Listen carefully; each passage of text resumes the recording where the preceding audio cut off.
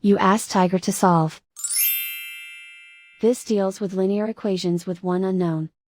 The final result is x equals 1. Let's solve it step by step.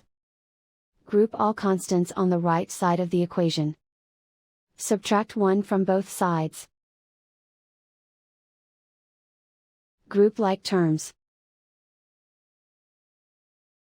Simplify the arithmetic.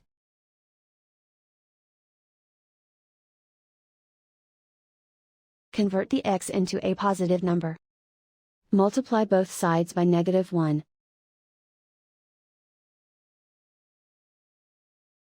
Remove the ones. Simplify the arithmetic. And so the final result is x equals 1.